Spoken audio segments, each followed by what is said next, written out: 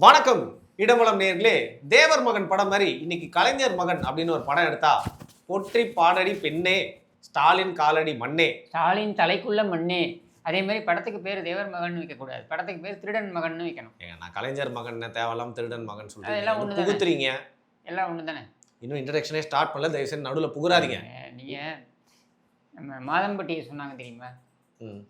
சமையல் கலைஞர், சமையல் கருணாநிதி அப்படின்ற மாதிரி. அதாவது ஸ்டாலின் அவர்கள் ஊர் ஊரா இன்னைக்கு பிரச்சாரத்துக்கு போயிட்டு இருக்காரு. அப்படி ஒவ்வொரு ஊர்லயும் ஒவ்வொரு மாதிரி அவரை புகழ்றாங்க. இப்போ மதுரைக்கு ஃபேமஸே ஜிகர் தாண்டா அப்படின்னா மதுரையை மீட்ட சுந்தரபாண்டியன் இவர் தாண்டா அப்படிங்கிறாங்க. சுகர் வந்த தண்டம் அப்படின்னு வேணா சொல்லலாம், இல்லைன்னா ஜிகர் தண்டா. பதனியில சக்கரை போட்டிங்களான்னு கேட்ட மாதிரி ஜிகர் தண்டாக்கு வேற ஏதாவது ஒன்று கேட்பாரு. மாம்பழத்துக்கு பெயர் போனது சேலம். இவர் ஒரு கருப்பு சிவப்பு திராவிட கோலம், அலங்கோலம் அப்படின்றது கரெக்டாக இருக்கும். தமிழ்நாட்டுக்கு சென்டர் திருச்சி. இவர் பெயர் வைக்கிறதுல செஞ்சாரு புரட்சி. இது ஜெயகடாவா? உங்களுக்கு கற்பனை வறட்சி. கோவையில் ரொம்ப ஃபேமஸ் ஈஷா. தமிழ்நாட்டுக்கே இவர் தான் அப்பா பாஷா. நல்லா கதை கட்டி விடுறீங்க பேஷா. குமரியில் நிற்கிறார் வள்ளுவர். தமிழ்நாட்டிலே இவர் தான் நல்லவர். ஊரை உலையில் அடித்து தின்னவர், பழமொழிகளின் தத்துவங்களையும் தப்பு தப்பாக சொன்னவர், ஒரு பெத்து போட்டிருக்கார் ஒரு உதவாக்கரை சின்னவர். கியோ இவரோட ரைமிங் என்னால் தாங்க முடியலையே. சரி, நம்ம சென்னைக்கு வந்துடும். சென்னையில் ஓடுது கூவம். ஐயோ, மக்கள் எல்லாம் பாவம், இதோட விட்டுருங்களேன். விட்டுருவா. சரி, விஷயத்துக்கு வந்துடுறேன். எடப்பாடி பழனிசாமி அவர்கள் ஒரு புல்லிங்கோ மோட்ல இறங்கிட்டாருங்க. எனக்கு என்னவோ அவருடைய ஸ்கிரிப்ட் ரைட்டர் நீங்கள் தானா அப்படின்னு சந்தேகம் வர அளவுக்கு பார்த்தீங்கன்னா அவர் பேசிட்டு இருக்காரு. அவர் பேசுனதுல என்ன எல்லாத்தையும் கூட விட்டுருவேன் நான். ஒரு எதிர்கட்சி தலைவரா எடப்பாடி அவர்கள் என்னை பற்றி என்ன வேணா பேசட்டும், ஆனால் எனக்கும் என் தந்தைக்கும் இருக்க உறவை கொச்சப்படுத்தி பேசிட்டாருன்னு சொல்லிட்டு என் தந்தையை நானே வீட்டில் அடைத்து வைத்தனா அப்படின்னு சொல்றது. எடப்பாடி பழனிசாமி சொல்லலைங்க. ஏன் ஏன் என்னாச்சு? இந்த மாதிரி தான் கருணாநிதியும் எழுதார். இல்லைங்க, அழுற நினச்சிங்களா? தும்பல் வந்துச்சுங்க. சாரி. என்ன கருணாநிதி இப்படிதான் அந்த வீட்டுக்கே சென்று பல நாட்கள் ஆகிவிட்டது. உங்களுக்கும் தும்பல் வருதா? ஓ, நடிச்சு காட்டினீங்களா? அந்த வீட்டுக்கே சென்று அழுற அவர் நடிக்கிறது கூட செட் ஆகல. ஐயோ, ஸ்டாலினுக்கு மட்டும் செட் ஆயிடுச்சா? காவியமே, உலன்கள் ஓவியமே, அன்பே அழகே. ப்ளீஸ். அதாவது இத கருணாநிதி சொல்லி முடிச்சிடறேன் நான். ஆரம்பிச்சிருக்கீங்க இல்லையா இந்த அழுததை பத்தி. அந்த வீட்டுக்கே சென்று பல நாட்கள் ஆகிவிட்டது. ஒருத்தனாவது எந்த வீடுன்னு கேட்டானா பார்த்தீங்களா? நான் கேட்குறேன், எந்த வீடு? அது அவர் சொந்த வீடாதாங்க. எத்தனையோ வீடு இருக்கும், எந்த வீடுன்னு நான் சொல்றது? கருணாநிதி தான் சொல்லணும். அப்போ நீங்கள் கேட்டிருக்க வேண்டியது இந்த யார் கருணாநிதிட்டே கேட்கணும், எந்த வீடு, ஏன் அழற அப்படின்னு. அதாவது கனிமொழியை கைது பண்ணி தியார் சிறையில் வச்சுட்டாங்களாம். இவர் மதியம் காலையில் ஒரு வீடு, மதியம் ஒரு வீடுன்னு போவார்ல. மதியம் அங்கே போகும்போது ராசாத்தியம்மா கொமாட்டிலே குத்துது. காசை வாங்கினது ஸ்டாலின், அதிகமாக ஷேர் ஹோல்டர் வச்சுருக்கிறது அந்த தயாளு. ஏன் பொண்ணு மட்டும் ஜெயிலுக்கு போனோமா அப்படின்னு கொமட்டிலே குத்துது போலுக்கு. அதனால இவர் அந்த பக்கமே போகாமல் பயந்துக்கிட்டு இவர் அந்த வீட்டுக்கே சென்று பல நாட்கள் ஆகி விட்டுது அப்படின்னு அழறாரு. இவன் உடனே தொண்டரலாம், இவன் பாஞ்சிக்கிட்டு தலைவா நாங்கள் கூப்பிட்டு போகிறோன்றான். இவனுக்கெல்லாம் என்ன சுயமரியாதை இருக்கும் இந்த மானங்கெட்ட பதர்களுக்கு? என்னதான் இருந்தாலும் ஒரு தந்தையை அடைச்சி வச்சாரு அப்படின்னு சொல்லிட்டு ஏன் சொன்னதை அழகிறீங்க? இந்த குடும்பமே ஒரு வித்தியாசமான, ஒரு விசித்திரமான, வித்தியாசமானு சொல்ல மாட்டேன், ஒரு விசித்திரமான ஒரு குடும்பம். சரியா? இப்போ கருணாநிதி பார்த்தீங்கன்னாக்கா ப்ரெஸ் மீட் ஒன்று வச்சார். சரி. அதில் அழகிரி என்னிடம் காலையில் அதிகாலையில் என் வீட்டிற்கு என்னிடம் கடுமையாக நடந்து கொண்டார். கடுமையாக நடந்து கொண்டாருன்னா கருணாநிதி மேல் மாடத்தில் இருப்பார். நேராக கடகடன்னு மேலே ஏறி வந்திருக்காப்புல, செவிலே 2 விட்டுருக்காப்புல. என்னங்க பேச? சரியா? கடுமையாக நடந்து கொண்டாருன்னா வேற என்ன பண்ணியிருக்க முடியும்? நெஞ்சுக்கு நீதியாக படிச்சு கண்டுபிடிச்சிருப்பாரு கருணாநிதிட்ட. சரியா? அப்போ உடனே ஸ்டாலின் செத்து போய் விடுவான் கொஞ்ச நாட்களில் அப்படின்னு என்னிடமே சொன்னார். இதெல்லாம் கருணாநிதி ஸ்டேட்மெண்ட்டு. சரியா? பிரச்சனை என்னென்னா இவங்களுக்குள்ளே அடிச்சுப்பாங்க, இவங்களுக்குள்ளே பிரச்சனை பண்ணிப்பாங்க. இந்த பிரச்சனையை நம்ம வெளில சொன்னோம்னா உடனே நம்ம மேலே பாய்வாங்க. யார் பிரச்சனை பண்ணோன்னா அவனை போய் கேளு. அழகிரி சொல்லியிருக்காரு, அது பேட்டி இருக்குது. எங்கள் அப்பாவை வீட்டு சிறையில் வைத்திருந்தார் அப்படின்னு அந்த பேட்டி இருக்குது. அடுத்து ஸ்பெக்ட்ரம் ராஜா அந்த ஆடியோவில் சொல்கிறாப்புல, ஆமாம்ல,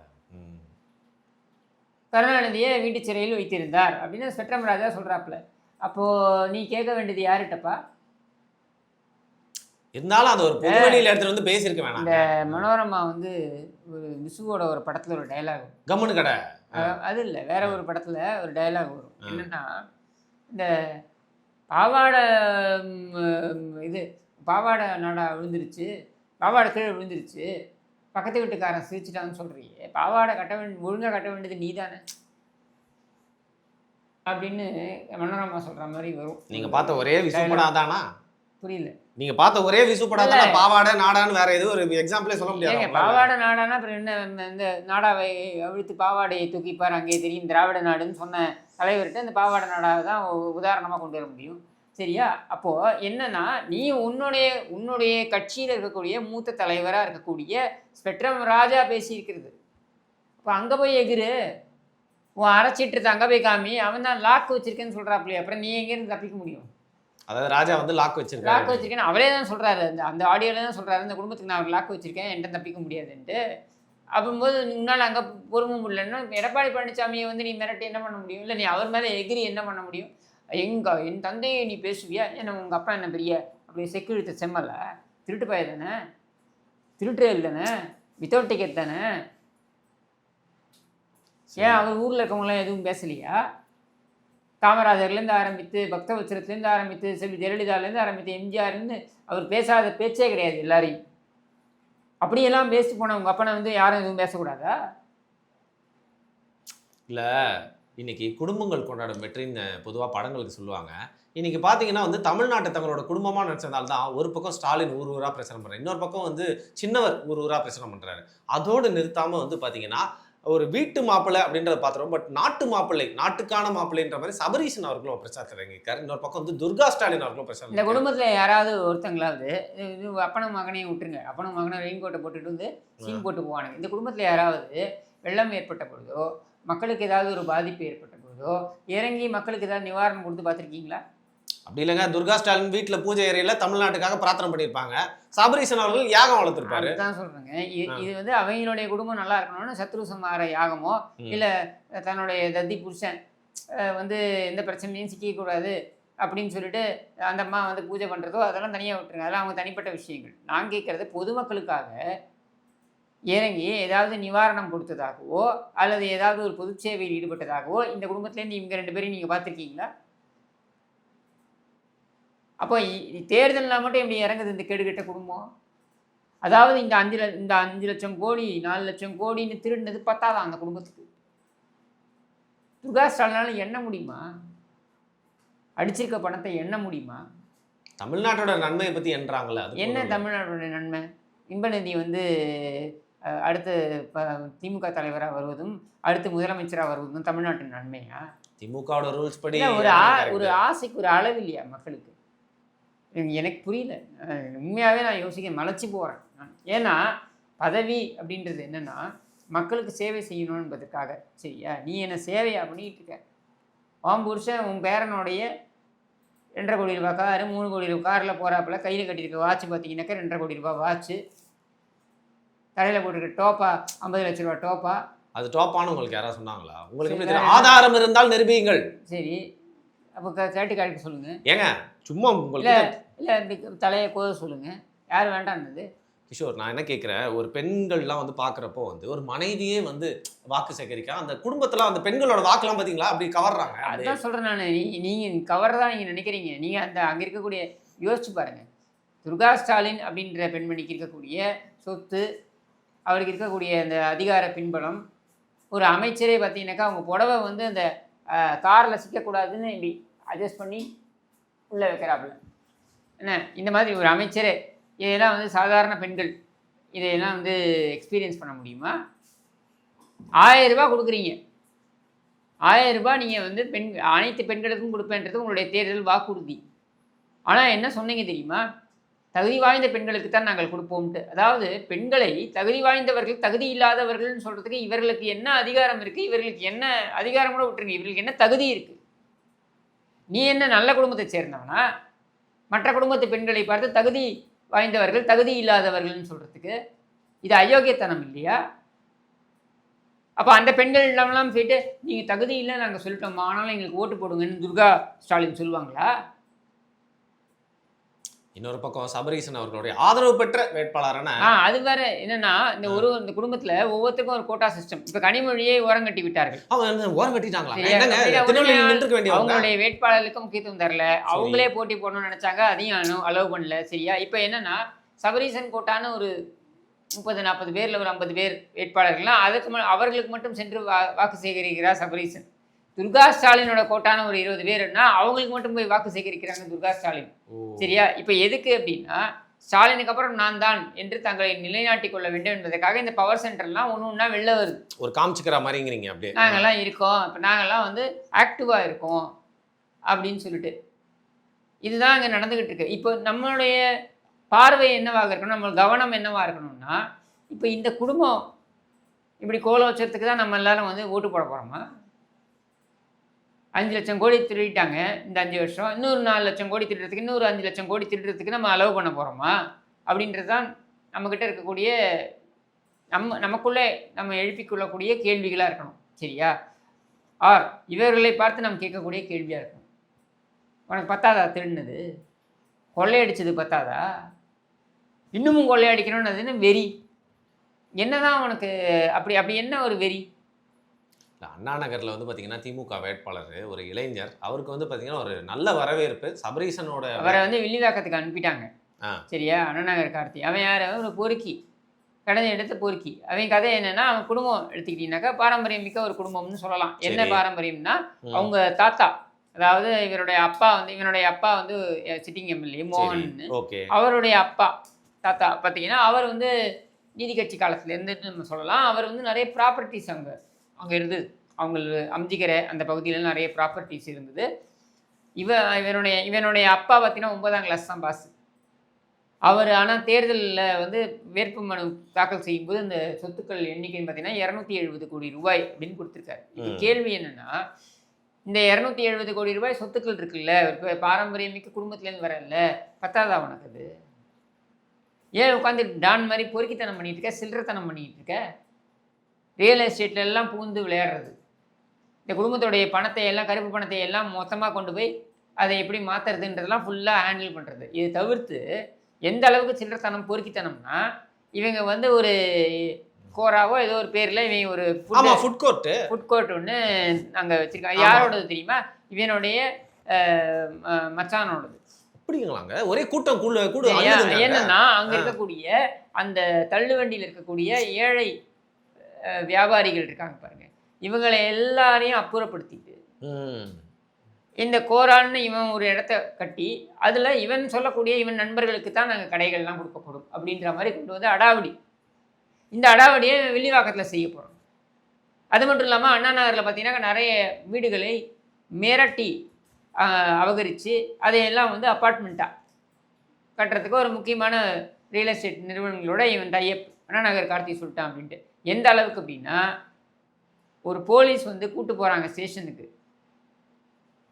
மோசடி பண்ணிட்டான் அப்படின்னு சொல்லிட்டு. ஓகே, இவரே இல்லை, ஒரு ஒரு ஃபேமிலியை சேர்ந்தவங்க மோசடி பண்ணிட்டாங்க. அந்த குடும்பம் வந்து ஒரு 40-50 கோடி ரூபாய் யாரையும் ஏமாத்திடுச்சுன்னு வைக்க, இவன் ஸ்டேஷனில் போய் கூட்டு வரான் வெளியில். ஒரு அக்யூஸ்டை விசாரணைக்கு உட்கார வச்சுருக்காங்க. விசாரணையில் இருக்கும்பொழுது இவன் போய் கூட்டு வராங்க. அப்போ எந்த அளவுக்கு இவனுக்கு வந்து இங்கே வந்து டான் மாதிரி இவன் பிஹேவ் பண்ணிட்டு இருக்கான் பாருங்க. ஒரே ஒரு காரணம் தான் என்னென்னா, இந்த கருணாநிதி குடும்பத்தோட இவன் தொடர்பில் இருக்கான்ற ஒரே காரணம் தான். நாளைக்கு என்ன வேணாலும் செய்யலாம். உங்கள் வீட்டுக்குள்ளே புகுந்து உங்களே தூக்கிட்டு போகலாம், உங்கள் சொத்தையே அபகரிக்கலாம், என்ன வேணாலும் இவன் செய்யலாம். இப்போ இதற்காக வில்லிவாக்கம் போன்ற ஒரு பாரம்பரியமிக்க ஒரு தொகுதியில் இவனை எம்எல்ஏ ஆக்க போகிறோமா? இல்லை, அதை ஒரிஜினாக்கு டஃப் கொடுக்கணும்னு சொல்லிட்டு போட்டு என்னங்க இதெல்லாம் வந்து மக்கள் என்ன அந்த அளவுக்கு முட்டாளா?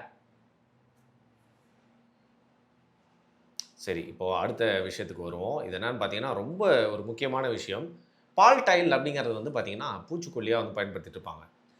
ஒரு விஷப்பூச்சி குடிச்சிருச்சு. அதை ஏங்க, ஒரு பொறுப்பான ஒரு எதிர்கட்சி தலைவராக வயசில் பெரியவர் பால் டைல ஒருத்தர் குடிச்சாருன்னா குழந்தைங்களும் அதை பார்த்து வந்து பால் டைல் குடிச்சிட்டாங்கன்னா என்ன பண்ணுறது? நான் என்ன கேட்குறேன், குழந்தைங்களாம் எனக்கு காஜி பிடிச்சா சுற்றிட்டு இருக்கு. என்னங்க அது? அப்புறம் என்ன நீங்கள் பேசுகிறீங்க? ஏன் குழந்தைங்களை எடுக்கிறீங்க இதில்? இல்லைங்க, குடித்ததோ ஒரு எருமை மாடு, அது எதுக்கு குடிச்சது? ஒரு சின்ன பையன் அது ஒரு நடிகைக்கு செக்ஸ் டார்ச்சர் கொடுத்துச்சு, டார்ச்சர் கொடுத்து அந்த நடிகை ஒத்துக்க மாட்டேன்னு சொன்னதுனால குடிச்சிச்சு. இது இபிஎஸ் அவர்கள் இப்படிலாம் பேசுவார். அப்புறம் வேற எப்படி பேசணும்? 9 ஆண்டுகள் அவர் என்னெல்லாம் பேசுனீங்க நீங்க? 9 ஆண்டுகள் இந்த அப்பனும் மகனும் சேர்ந்து பேசிய பேச்சுக்கெல்லாம் என்ன மண்புழு. தவழ்ந்து வந்தார், ஊர்ந்து வந்தார், அடிமை, டெட் பாடி. இதை இந்த ராஸ்கல், இந்த பொறுக்கி உதவாநிதி சொன்னான் இந்த வார்த்தையை, dead body, Edappadi dead body. ஏதோ ரைமிங்கா வந்திருக்குன்னு சொல்லி என்ன ரைமிங்கா வந்து என்ன சொல்லுவேன்? நான் சொல்லட்டுமா ரைமிங்கா? ஐயோ வேணாங்க ப்ளீஸ். உன் குடும்பத்தை தேர் எழுதி தெருவில் விட்டுருவேன் நான் ரைமிங்கா பேச ஆரம்பிச்சேன்னாக்க. அப்போ தெருப்பொறுக்கி குடும்பம் தான் உன் குடும்பம், இதெல்லாம் சொல்கிறேன் நான். சரியா? அப்போ நீ இவ்வளோலாம் பேசு, 9 ஆண்டுகளாக நீ பேசிட்டு வர. அப்பொழுதெல்லாம் யாரும் எதுவும் கேட்கல. ஏன்னாங்க ஒரு முதலமைச்சர் பதவியில் இருக்க, ஒரு எதிர்கட்சி தலைவர் பதவியில் இருந்திருக்க, நீ ஒரு முதலமைச்சர் பதவியில் இருக்க, துணை முதலமைச்சர்னு சொல்லி திரியிறடா ராஸ்கல், இப்படிலாம் பேசுறியன்னு எவனும் கேட்கலையே. இவ்வளோலாம் 9 ஆண்டுகளுக்கு அப்புறம், அதுவும் ஆரம்பத்துலேருந்து அவருடைய பிரச்சார ஆரம்பத்துலேருந்து சொல்லிட்டு வர்றாரு. என்ன சொல்லிட்டு வர்றாரு? ஸ்டாலின் அவர்களே, உதவாநிதி அவர்களே, நீங்கள் கருத்தியல் ரீதியாக பேசுங்க. என் ஆட்சியை நான் 4.5 ஆண்டுகள் ஆட்சி செய்தேன்ல, இந்த ஆட்சியை தவறு சொல்லுங்கள், நான் அதுக்கு பதில் சொல்கிறேன். என்னுடைய நிர்வாகத்தில் நான் தவறு செய்தேன்னு நீங்கள் சொல்லுங்கள், நான் அதுக்கு பதில் சொல்கிறேன். அது நான் கடமைப்பட்டிருக்கேன் பதில் சொல்கிறதுக்கு. அதே மாதிரி உங்களுடைய ஆட்சியை பற்றிய உங்களுடைய சாதனைகளை நீங்கள் பேசுங்க, விமர்சனங்கள் இருந்தால் நான் வைக்கிறேன், இதை விவாதிப்போம். தேவைப்பட்டால் ஒரு மேடையை போடுவோம், பொது மேடையை போடுவோம். உங்கள் தொலைக்காட்சி உங்கள் தொலைக்காட்சியிலேயே நீங்கள் அதை ஒளிபரப்புங்கள். இத்தனையும் அவர் சொல்கிறார். அப்போ இத்தனையும் சொன்னதுக்கப்புறமும் நீங்கள் தொடர்ந்து அவரை வந்து ஊர்ந்து வந்தார், காலில் விழுந்தார், காலு கீழே போனார், இப்படிலாம் நீங்கள் ரெட்டை அர்த்தத்தில். இப்போ 4 நாள் முன்னாடி இந்த பொறுக்கி சொல்கிறான், யார் இந்த உதவாநிதி பொறுக்கி சொல்கிறான், படுத்துக்கிட்டு இருந்தார். தப்பாக எதுவும் நினச்சிடாதீங்க, ஏன்னு சிரிக்கிறான். பொம்பளைங்கள்லாம் இருக்காங்க. ஏண்டா படுக்கிறத தவிர உன் குடும்பத்துக்கு வேறு எதுவுமே தெரியாதா? உன் குடும்பத்தோட புத்தி வேறு எங்கேயுமே போகாதா? படுக்கை அறையை தாண்டி சிந்திக்கவே மாட்டீங்களா நீங்கள்? இருந்தாலும் ஒரு சின்ன பையன் அன்னைக்கே போயிருக்கணும், இருந்து உயிர் எடுத்துட்டு இருக்குன்னா சொல்ல. அவன் சின்ன பையனா? அவன் 50 வயசுங்க அவனுக்கு. அவன் சின்ன பையனா? அவன் போக வேண்டிய, நான் என்ன சொல்றேன், நீ எல்லாம் போக வேண்டிய கேஸ் தான். அவன் என்ன இன்ஸ்டாகிராம்ல நீ என்ன பிடிக்கின? கால் மேல கால் போடுறதுக்கு லைக் போடுறதுல தேவையில்ல. ஏங்க 3 மணிக்கு நடிகை, நீ மற்றவங்களுடைய காலை பற்றி நீ பேசுறனாக்க, நீ நடிகையோடைய காலை பார்த்து ஓடின நாதாரிதான், நடுராத்திரி ஓடின நாதாரிதானே நீ? நடிகை காலுக்கு லைக் போட நடுராத்திரி ஓடின நாதாரிதானே நீ? நடிகை வந்து காலை காட்டினதால காலுக்கு லைக் போட்டார், கையை கட்டியிருந்தா கைக்கு லைக் போட்டுருப்பாரு. வேற ஏதாவது காட்டினா வேற ஏதாவது. கையின்றப்போ காலுனா டீசெண்டா பேசுறேன், தரம் தாழ்ந்து பேசாதீங்க. ஏங்க நானும் வேற ஏதாவது, கால்ல இருந்து கைக்கு மேல வரேன், நீங்க தரம் தாழ்ந்து பேசாதீங்க. ஏங்க நான் வேற ஏதாவது, நீங்க எப்படி தரம் தாழ்ந்துன்னு கொண்டு போவீங்க? அதை தலை கிலான்னு சொல்லியிருப்பீங்க. கண்ணை காமிச்சிருக்கலாம், காதை காமிச்சிருக்கலாம்.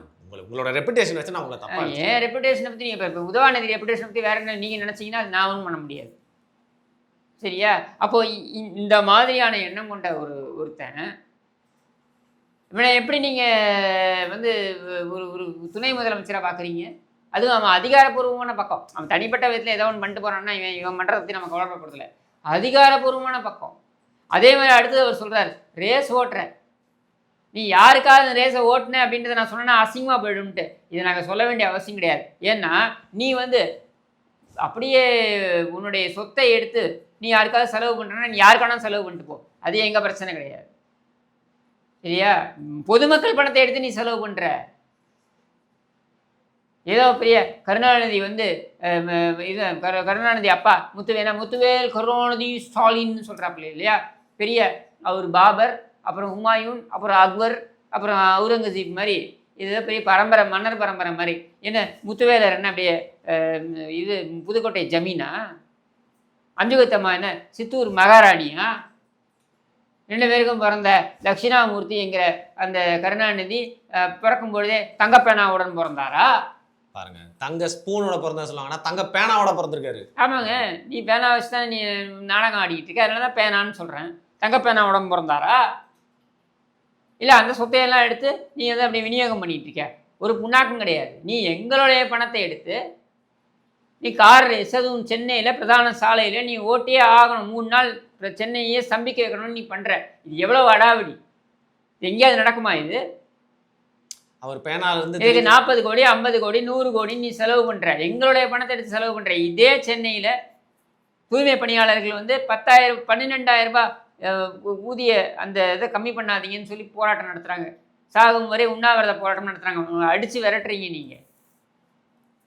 அதே சென்னையில் அங்கேருந்து ஒரு 1/2 கிலோமீட்டர் தூரத்தில் நீ 100 கோடி ரூபாய் செலவு பண்ணி கார் ரேஸ் ஓட்டுற 3 நாள் கூத்துக்காக. இந்த அயோக்கியத்தனம் எங்கேயாவது நடக்குமா? யாருக்காக பண்ணுற? உன்னுடைய தனிப்பட்ட விருப்பு வெறுப்புகளுக்காக பண்ணுவியா? இல்லைங்க, இப்போ என்னன்னா இவ்வளோ விஷயங்கள் பேசினாலும் வந்து பார்த்தீங்கன்னா ராகுல் காந்தி அவர்களை பற்றி நம்ம பேசி ஆகணும். ஒரு காலத்தில் வந்து பார்த்தீங்கன்னா ஸ்டாலின் அவர்களுக்காக வந்து செவரேறி குச்சி போயிட்டு வந்து பூந்தி வாங்கிட்டு வந்த காந்தி இன்னைக்கு வந்து எக்ஸ்ல ஒரு அவாய்ட் பண்ணுற மாதிரி ஸ்டாலினை எப்படி avoid பண்றாரு? மூஞ்சியை பார்த்தாலே வருது வாந்தின்றாராம். ஸ்டாலின் முகரையை பார்த்தாலே வருது வாந்தின்றாராம். இதுக்கு ஒரு சாந்தியே இல்லை போல இருக்கே. ஆமாம், இதுக்கு என்னைக்கா இருந்தாலும் சாந்தி கிடையாது.